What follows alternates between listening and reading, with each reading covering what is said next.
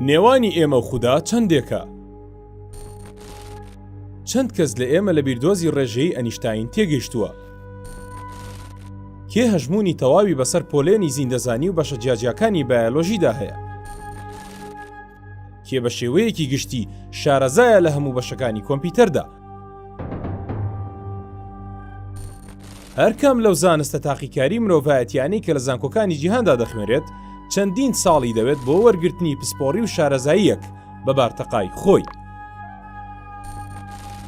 دەبینین زانا یاخود فەیلسوفێک هەموو تەمەنی خەریکی یەک زانست بووە، بە دڵنیایی پزیشکێک بە سەدان لێکۆڵینەوە و توێژینەوە و کتێبی خوێندەوەتەوە، بەڵام هێشتا جگە لە پسپۆڕیەک لە زۆر نەخۆشی تر نازانێت. بە چەندەها نەخۆش دێنە لای و پێیان دەڵێت نەخۆشیەکەتان پسپۆڕی من نییە و هی دکتۆرێکی ترە. بگرە زۆر جار هیچ کام لە دکتۆرەکان چارەیان لا نییە. هەیە هەموو تەمەنی خەریکی ئەندازیاری بووە، هەیە تەنها هەوڵی فێربوونی زمانی داوە، بەڵام لە کۆتاییدا هەموو زمانەکان نازانێت. هەیە تەنها خەریکی فیزیا بووە، پیر بۆ لە فیزیادا و بەڵام ناتوانێت بە دڵنیاییەوە قسە لەسەر بیردۆزەکان بکات. با بڕۆینە دەرەوەی زەوی و لە دووریەکی زۆرەوە تەماشای تۆپە شینەکە بکەین.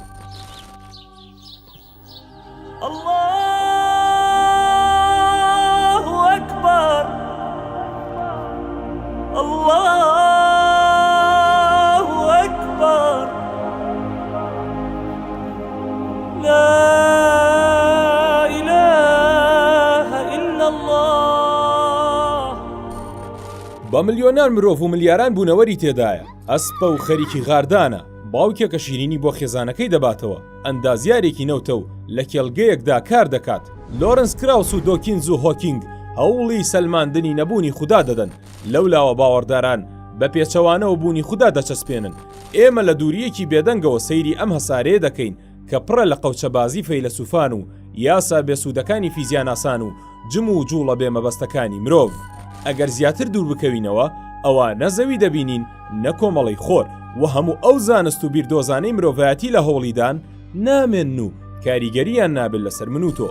ساتێک بوەستە و سەیری گەردوون بکە، چەند هەسارە دەبینیت، چەند هەوری گەردوونی دەبینیت، چەند گەلە ئەستێرە، چەند کونی ڕەش و چەند و چەندی تر دەبینیت.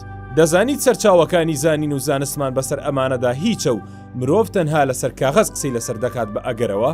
دەزانیت هەتا دوور بکەوینەوە ئێمە هەر نەزانین بە شتەکان؟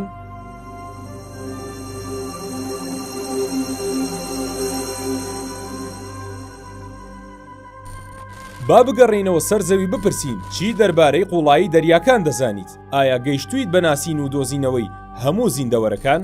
ناوی چەند ڕووەک دەزانیت؟ ئەو مۆبایلەی ئێستا بەدەستەوەیە لە چەند بەرنامەی شارەزایت؟ چی لەسەر بەستەڵێکی باشوور؟ تۆ لە چی دەزانیت؟ هیچ. دووبارە هیچ و هیچ و هیچ. ئێمە لە هیچ نازانین. خودا دروستکەری هەموو ئەمانەیە. ئەو زانستی بە هەموو دروستکراوەکانی هەیە و ئەو دەزانێت مرۆڤەکەی بەردەستی خەریکی خێرەیان شەڕ. ئەو ڕابردوو داهاتوو هەموو نەزانراوەکان دەزانێت. ئێمە هەژار و نەدارین لە بەرامبەریدا هەموو مرۆڤایەتی بە یەک دەنگ هاوار بکەن و جنێو بە خودا بدەن، دەنگیان ناگاتە سەرمانگ. ئەگەر زیندەوەری تر لەم جیهانە پڕوردەکاری ئێمەدا هەبێت، گوێی لە ئێمە نابێت کەچی لەسەر خودا دەڵێ. ئێمە بۆ شارەزابوون لە نهێنیەکانی فیزیا و کیمیا دەیان ساڵمان بوێت، ئەی سەبارەت بە نهێنیەکانی خودا چەندمان دەوێت؟ تۆ ژمارەی ساڵمان بۆ بژمێرە و منیش بێعیلمی خۆمان دەژمێرم. ئێوە قسە بکەن و منیش دەڵێم ئێمە هی ئەوە نین قسە لەسەر خودا بکەین. ئێمە نەزان و ئەو زانا، ئێمە خۆ بە گەورەزان و ئەو گەورە، ئێمە هەژار و ئەو دەوڵەمەند. مەحوی وتەنی دنیا کە هیچە جوملە دەزانن کەچی چ کەس مەردانە بۆ خودا نییە دەست هەڵگرێ لە هیچ. تا سەر نەبۆتە گۆ دە لە دنیا دەتۆ شەقێ، هەر ئەم شەقە بەکارە کەوا هەڵدرێ لە هیچ. ئەی خەڵکینە هەر ئێوە هەژاری لای خوان، وە تەنیا خوایە بێنیازی ستایش کراو.